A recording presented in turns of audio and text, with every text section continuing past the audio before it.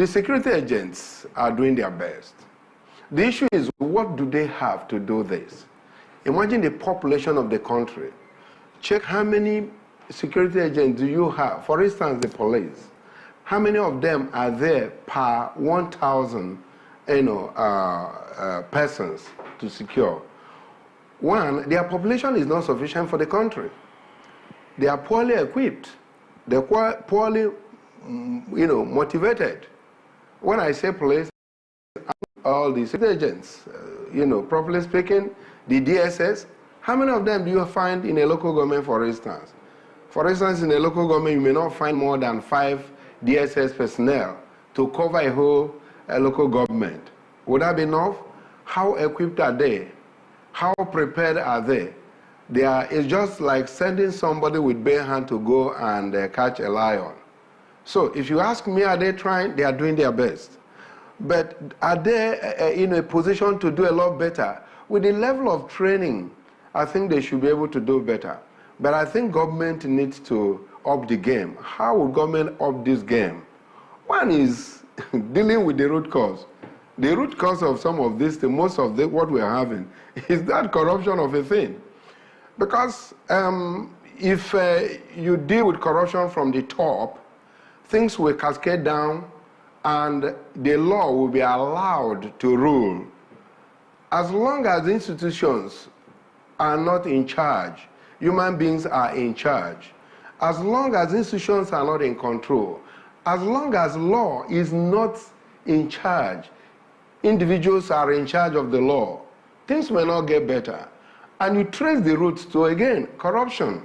We have very fine, logo system, logo structure, and jurisprudence, but what's happening? Does the law really rule? No. If you go to other countries where you have more population, for instance, China, you hardly hear of crime. To be honest, it's reduced to a very barest minimum because there, the institutions are stronger than the individuals. And in that case, they deal with issues. People are made to, government supposed to provide the enablement, the resources. When I say resources, I don't mean palliatives, because palliative for me is a waste of fund. Palliative for me is making the country, creating the culture of begging. Able-bodied men, why are you dashing them rice and beans? Give them the opportunity to go and cultivate. Deal with insecurity. Let people go to farm and farm. Provide power. Let the young ones with the brilliance they have begin to think about how to make things better. Let the artisans work. Power is very crucial. Provide the road network so that those who are producing will be able to go and market. Those are the things that I think government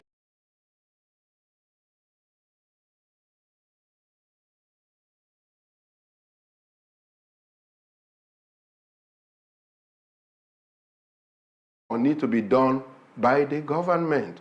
And by the time we move the paradigm, shift it a little bit, and focus on infrastructural development, and focus on dealing with security, and focus basically on dealing with corruption, I think we will have a better society. But for now, insecurity will continue to rise. It's not going to drop. It will be a momentary thing. Today, there's no problem. Tomorrow, something will happen. It will continue that way because the hunger is there, poverty is still on the increase.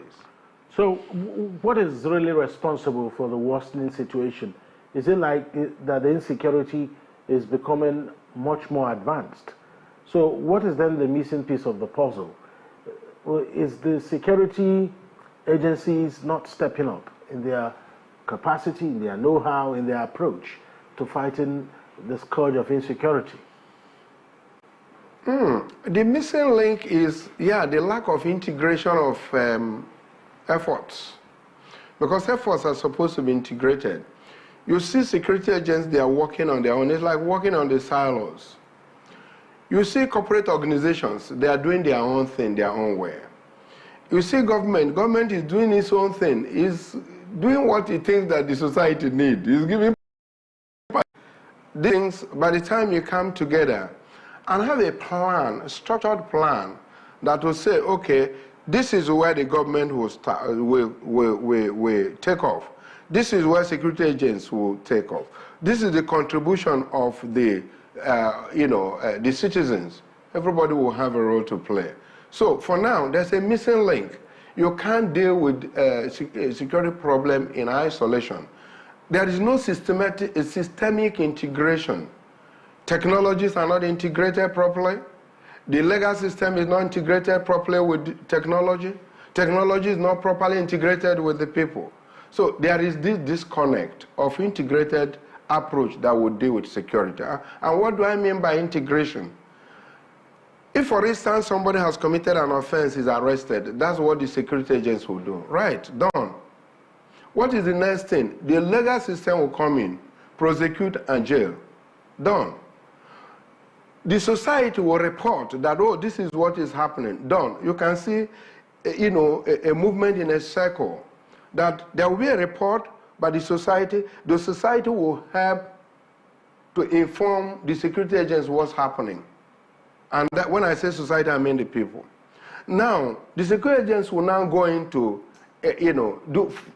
take care of it, maybe by arresting and all that. Prosecution.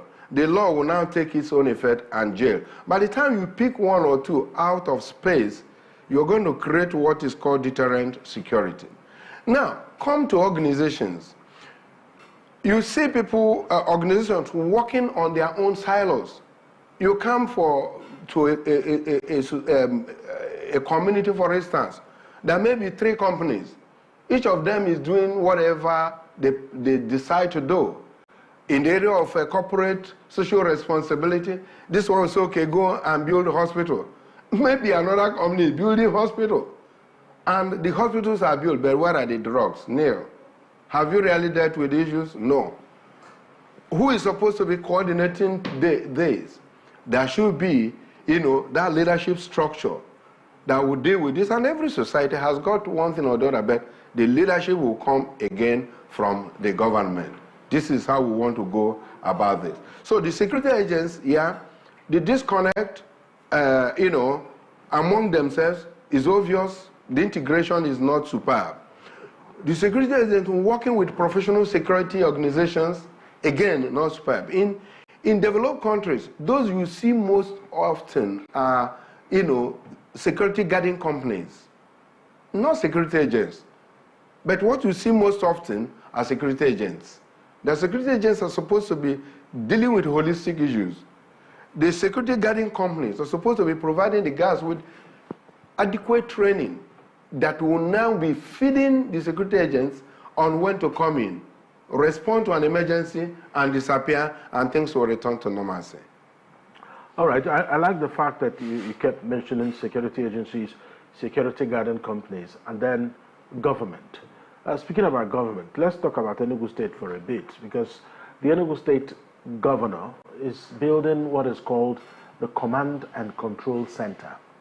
And quite naturally, no one has seen a picture of that place.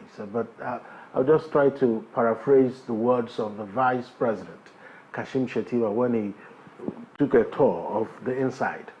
He said that it was avant-garde. That was his word. He said the facilities he saw there was avant-garde. And in addition, they will have security vehicles mounted with 360 cameras. I'm sure some people will have seen a bit of those gadgets. And I'm sure you will have noticed around Enugu some of the cameras being mounted here and there. Is this a step in the right direction? Yeah, of course. Of course, it's a step in the right direction, because security is everybody's business. It has no political demarcation.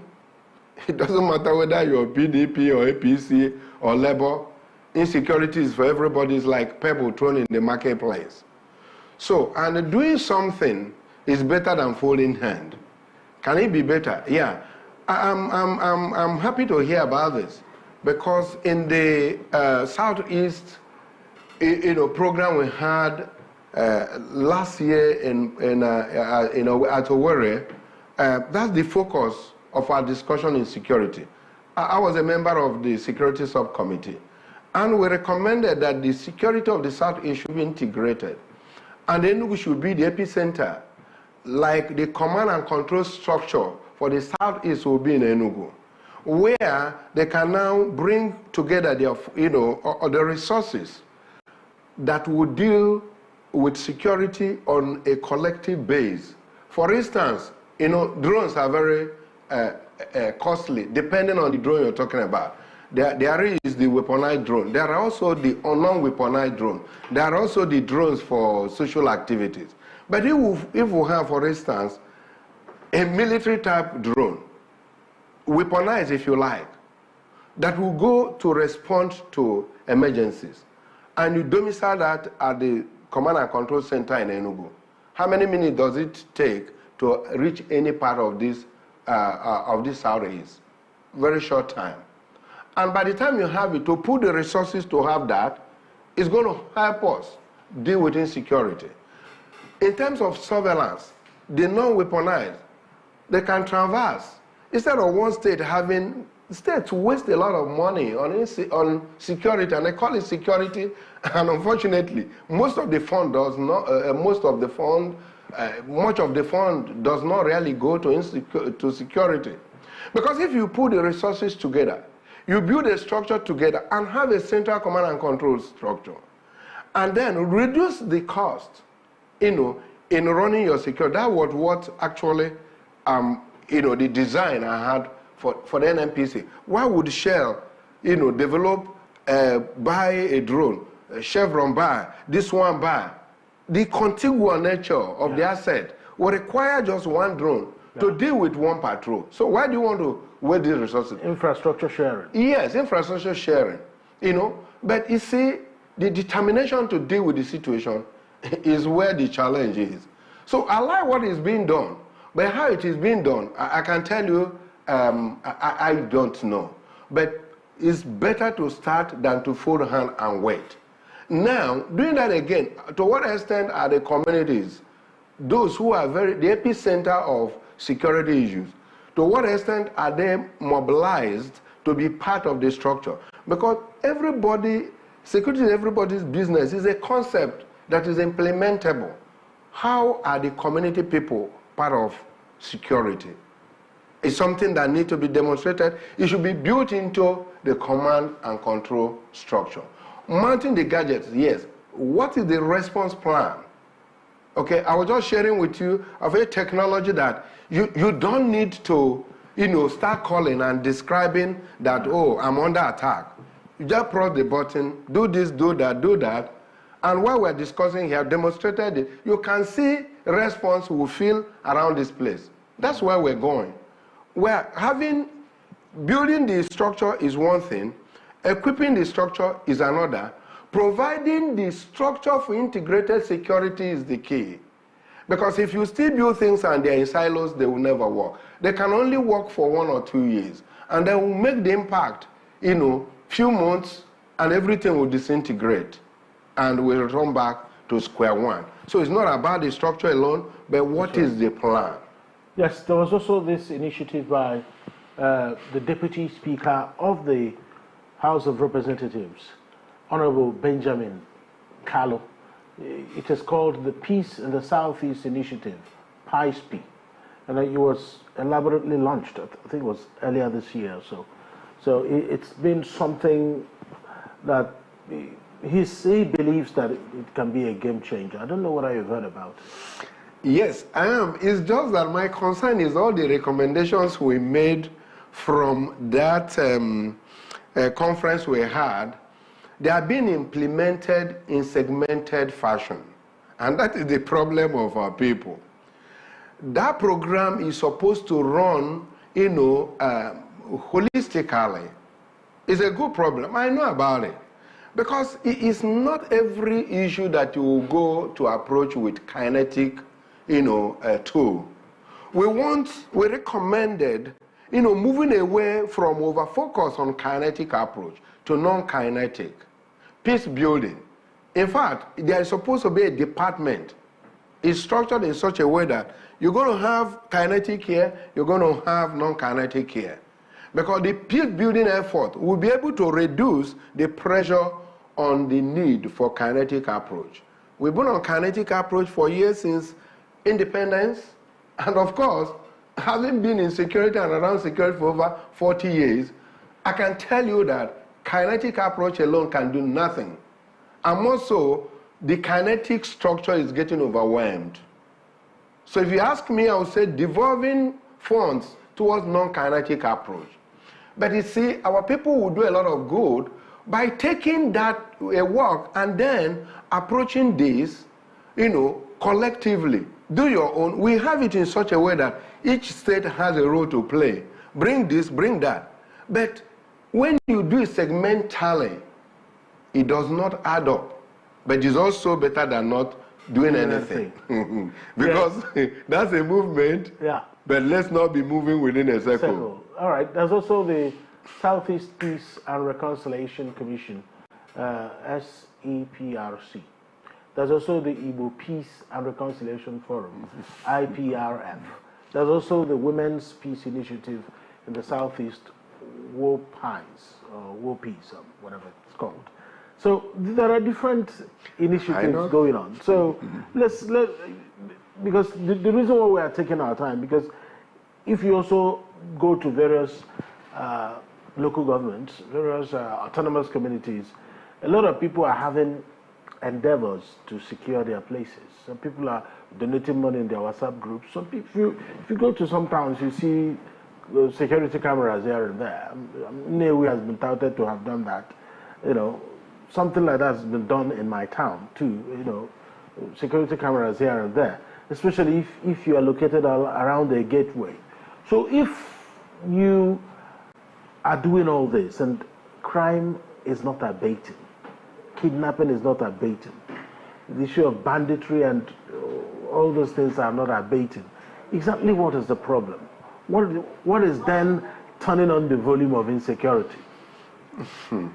Okay, my dear, again, I commend all the segmented approaches. They are helping. It could have been worse, I can tell you that. But you see, there is one element of security that is most effective, but unfortunately is not measurable, and it's called deterrence. What is deterred is not measured. It's what happens. It's an event that takes place that you can measure. Those things have their deterrent impact, but for how long?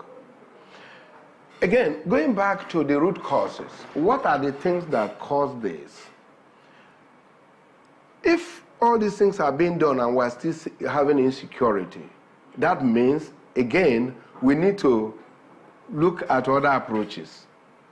Because if you provide a camera, you arrest the people, you charge them to court, the more you do, the more they come out.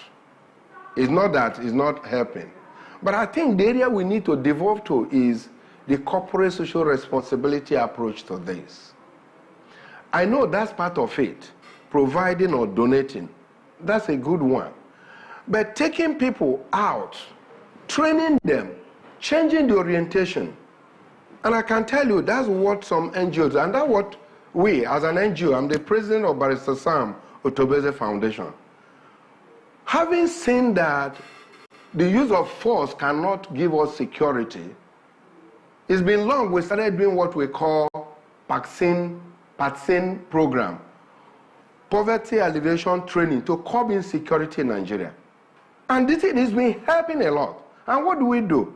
We simply advertise. It's been a national program. The first person that won it came from Oyo State. He went with 500,000 from Ochima because he developed from waste to wealth concept. And then he was busy packing waste from the street and was using the waste to produce feed for chicken and for fish. So by the time we reviewed this kind of concept, he came tops. And he had to come and collect it. Now he's a big boy. The second person came from Delta State. He developed drying equipment for, So what we do under PATSIN program is we advertise this, get the youths, and have them trained. We train them with the Nigerian police, DSS, law enforcement agents, then smear them, small scale, yeah. yes. Then we get them together in a room. Police will be telling you, yes, it's not giving you $1 billion is the issue. But you getting involved in crime is why you may not progress. Because the moment you are arrested, you'll be taken off the street. And your business is going to die. So stop engaging in crime. They are giving them what they are not getting from any other place. The peer group impact is creating more criminal youths than non-criminal youths. But we are trying to break that line. So if you hear from a peer group that, oh boy, I will hit it, you are a coward. Then you hear from somebody who tells you, if you try to hit it the wrong way, you may not hit it again alive. You're going. The DSS will be telling you, oh, come on. For us to secure your environment, you need to communicate. People are growing weeds at their backyard. People are seeing that, but they're not communicating. The DSS, they are not spirit. They're human beings.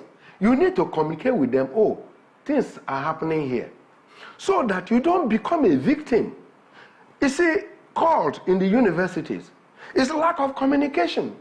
You see some young boys who don't want to hear about cult, but by the time they start threatening you, you must belong or we deal with you. Come on. The son of a pastor will become a cultist. It happened that way. Because why? There is no platform that encourages the sharing of information. That's what the DSS does. What of drug? NDLA, they will come, they will advertise. In fact, we're having a program very soon.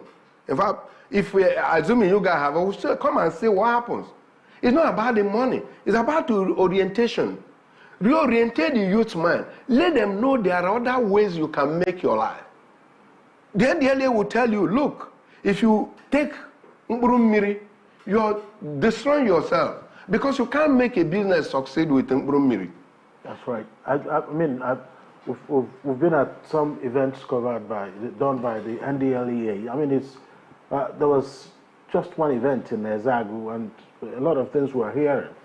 You know, some things were on parade, and they kept talking about how to stop the young ones from doing this and doing that. Even some of the natives came out to talk about how their children are falling off the cliff because of drug use. And you've touched on a very important point. To expand on it a little more, what you and other people are doing to actually bring about some kind of calm in our communities around here in the southeast. That's when the Eastern Eye returns after this break. Stay with us.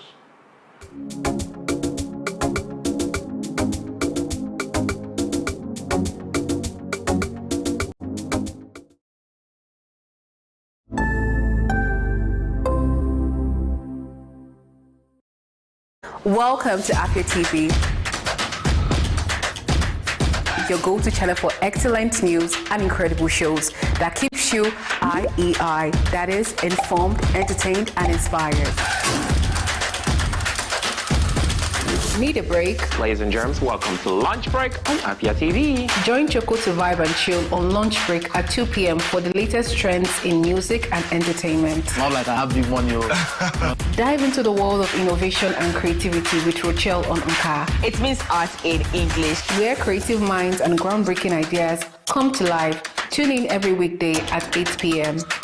Do not miss Afia TV Official, your perfect dose of laughter, where they discuss what is currently trending on social media every day at 5:30 p.m. on Afia TV. But in this economy, the savings will save you, man. And that's not all. Stay tuned for more exciting shows on Afia TV. Catch us on DSTV channel 254 and GoTV channel 17.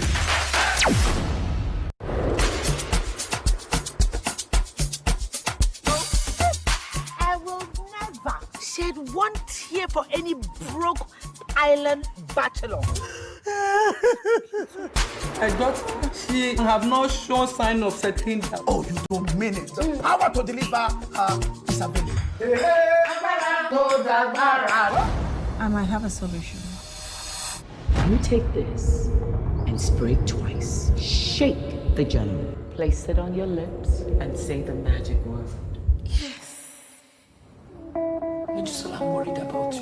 Why don't you settle down?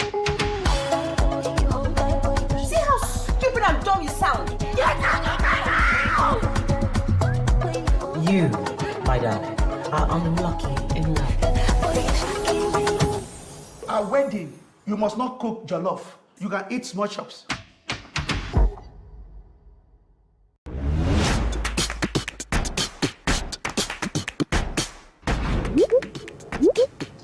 Looking to grow your business? At Afia TV, we've got just what you need. With our various on-screen advertising options like spacebars, lower third, sidebars, right in front of your audience.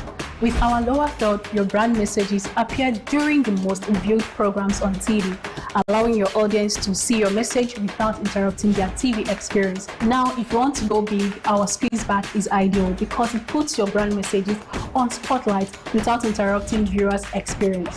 With our sidebars, your brand messages also takes the spotlight on our screen, ensuring brand exposure. These advertising options are affordable, effective, and designed to drive results. Get started today and watch your business shoot up. For more inquiries, call the numbers on your screen.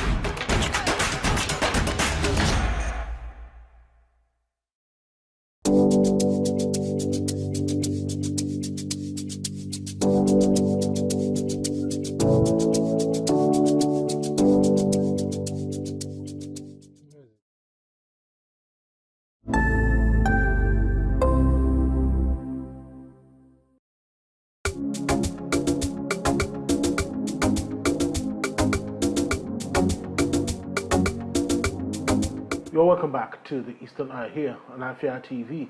It's a program that x-rays the political, social, and economic developments around us. And tonight, my guest is Barrister Sam Otobeze. He's a security consultant. And of course, he's been talking to us and responding and providing perspectives on various issues on how secure we can get around these parts.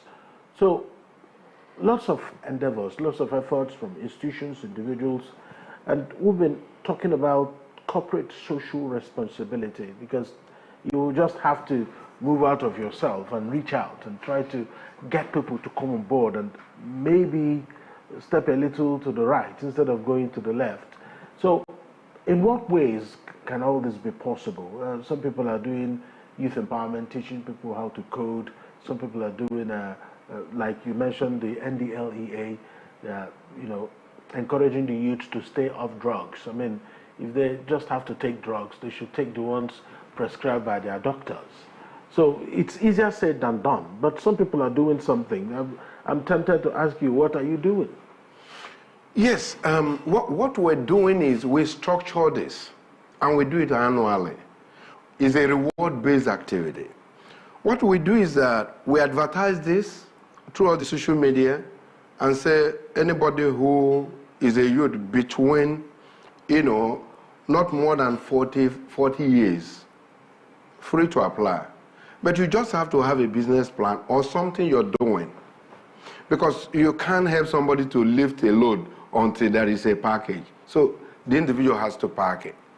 When we advertise this, people start applying. Then we ventilate and bring down those who are qualified. How do you qualify? Have your business, plan or have something you're doing. At least you'll be able to write your name and few things and take some lectures. So it's across, the line. And initially it's been, a national program. But because of the resources involved, we brought it down to state for now. Otherwise, we've run it over 4 or 5 years now and produced over 500 people that went through that. When we get them, then we get all our partners, the Nigerian police, DSS, NDLEA, SMERDN, and other technical, know-how people to be part of the training. They will train, they will set the examination from their own field, and they will give it to me because I don't want anybody to do the Nigerian thing. It's my game. So they will give it to me, then I handle it from that point. I have a consultant, their own is mark this paper, return to me. So you don't know the people, but you have paper to mark and return to me. Right. Then they will return the paper to me.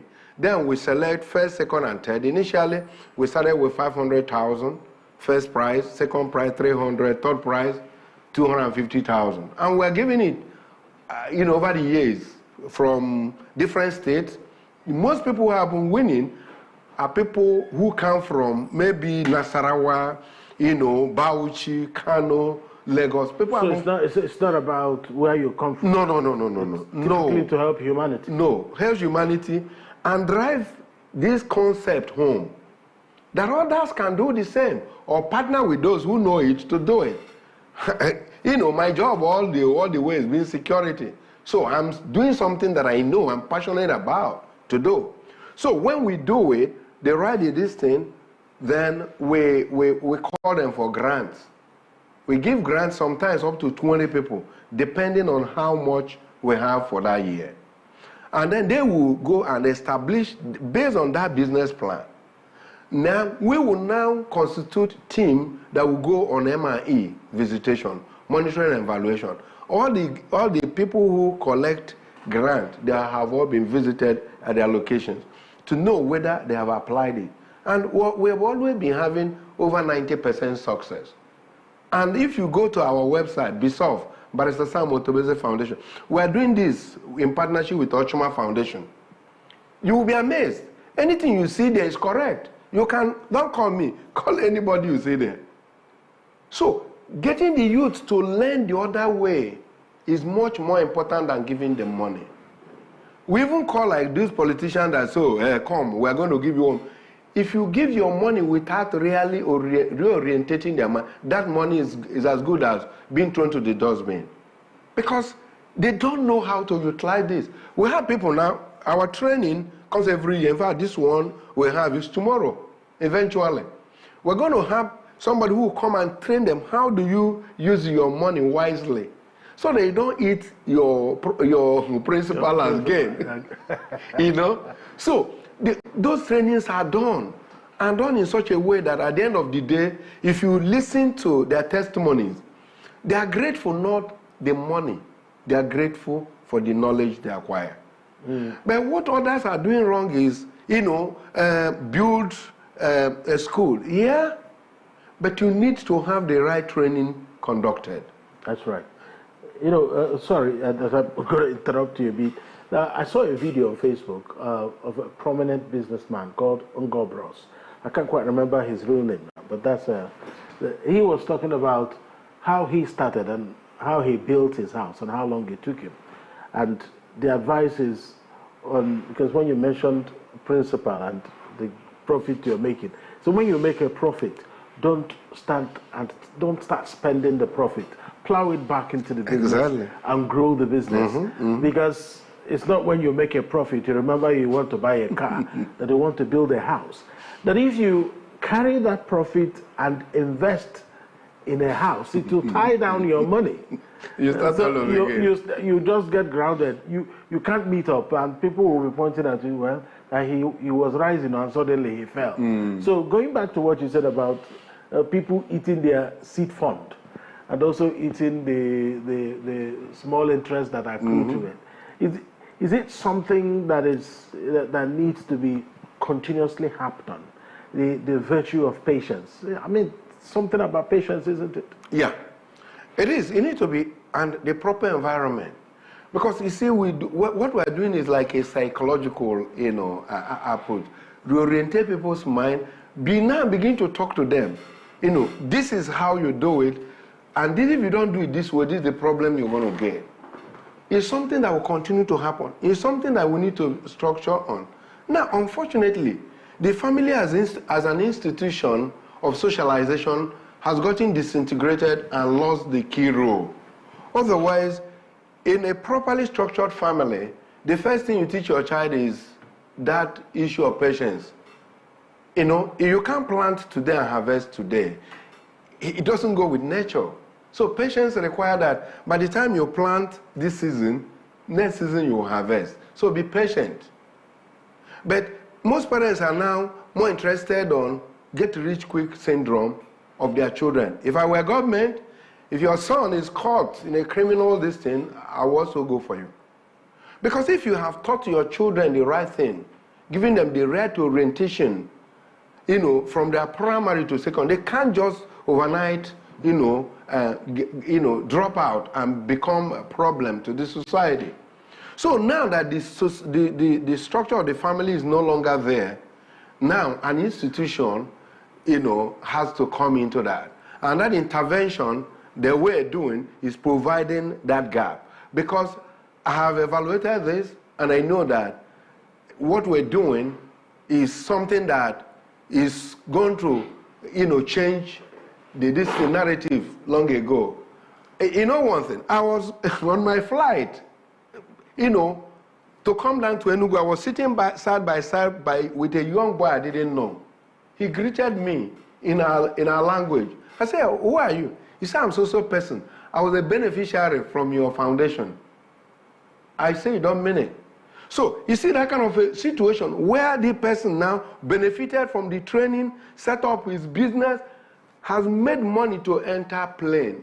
My brother, you need to teach them. The youths have no problem. We, the adults, are the people having problem. We are not teaching them the right thing to do. We are rather encouraging them to go the easy way, and it's not helping them. So what we do, that's what I expect other, corporate organizations. Partner. If you can't partner with anybody, but structure it in such a way that you trace the money. Where is it going?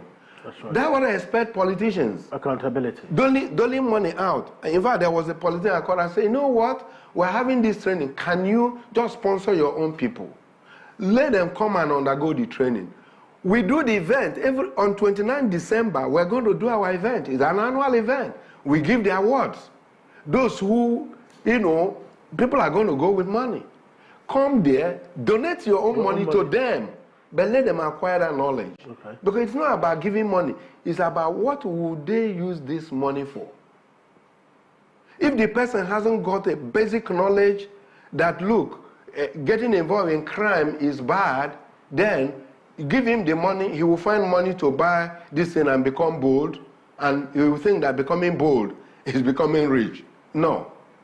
If you don't teach them about all this, and how many people will have the patience to organize the security agencies and all the structure to conduct the training, and then make sure that you are producing reasonable and useful people to the society. I don't know who people who have that. We're doing it because it's our passion. We're doing it because we've started this over the years, more than 30 years now, running charity, organization and seeing where to intervene when the need arises. So, we encourage people to stop looking so much on government side, because government cannot do everything. Government should stop wasting the resources, taxes of people by going to do palliative. It's insulting, because the person you're giving palliative is not sick, is healthy. Help the person to go back to farm, help the person to have power to produce, help the person to utilize what God has given him. Give them education with skill, not certificate. These are areas, policies, infrastructures. That's where government should go into, not giving palliative. Fraud cannot make it percolate to those who need it. And by the way, it is not needed. 2, of course, the families should take responsibility. 3, organizations should focus on corporate social responsibility and leave government alone. Let government focus on what they know how to do best. And then organize, have a teamwork. Approach those who have been doing it, know how to do it and let it make sense. For instance, we have several banks in this state. If they collectively put together the resources, they can fund, this kind of training around the year, that before you know it, anybody who comes out of the Southeast will be a different person. Nobody wants to die. Nobody wants to be a criminal. It is not a virtue. Good. Now that you talked about nobody wants to die, it looks like it's going to take the Southeast some time to shake off the effects of sit at home. And I've had a hard time trying to get a response on why a lot of people have actually resigned themselves to staying at home on a Monday, even when there is no threat at all. I mean, many on Mondays now, a lot of people don't come out.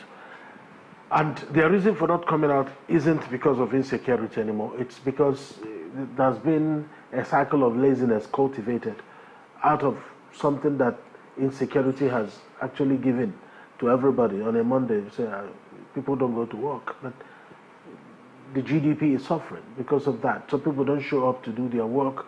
They don't make their daily pay. So people don't operate what they are supposed to operate. They don't transact their business on Monday, especially in the major southeast states. So we have about 3.5 minutes to go. I mean, is this the right way to go? My dear, it's never. And we're not known to be lazy people. It's just unfortunate that the system has started creating laziness in the state, in the region. You see, the mind is funny. You need to reorient. You need to change the cycle. You know, already people have come to, believe that if you walk out on Monday, you may become a victim. Now, it will take also equal number of time or more time to reorientate their mind, to tell them, look, things are no longer there. So what do? Incentivize those who come out. If it is a business, incentivize those who are doing business on Monday. Let's be a little pragmatic about this. Let's create an enablement to ensure that those who come out get one benefit over and above others who do not come. Because for how long will this last?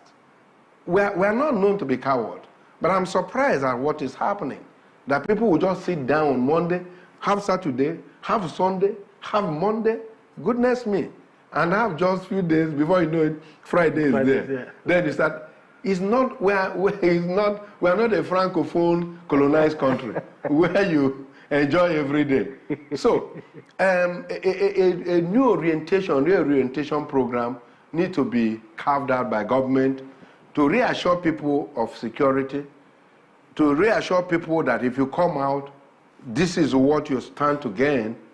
And then people need to know that, look, sitting down at home is not a culture you want your children to grow with, because if we continue this way, it's going to be registered in the psyche of our own children, and before you know it, they will take Monday as a non-juridical day. That's it.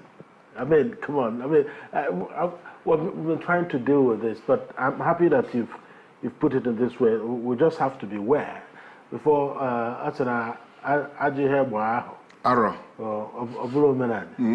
have to thank you so much, Barrister Sam Otubeze, security consultant and CEO, Abokus Integrated Limited. Thank you for your perspectives on the Eastern Eye tonight. Thank you, Alex. And someone will say that, by the way, you are aging backwards. Yeah. No, it's packaging, don't worry. Yeah. Don't mind me. Only things that can be packaged to get packaged. All right, that's the Eastern Eye for tonight. We'll be here tomorrow same time. Up next is Nka with Jumai Bulama Ashebu. My name is Alex Owodo. Good night.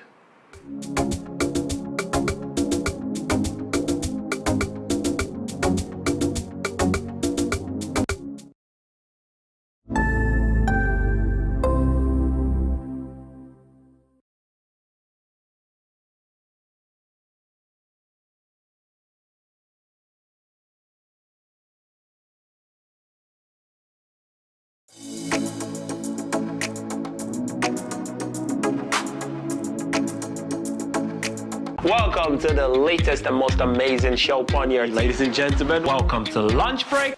You don't sing along. I did single. For real. You're not a backup singer. That's what they do.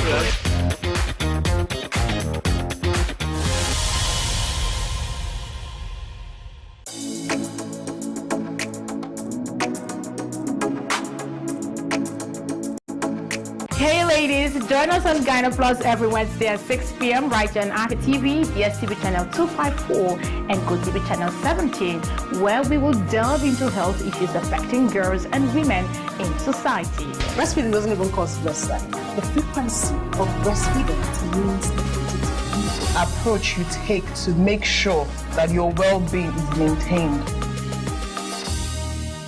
Opinion of the people matters. Everything to your label. Oh, nobody wants to hear your voice if you don't have the money. This is Obwe.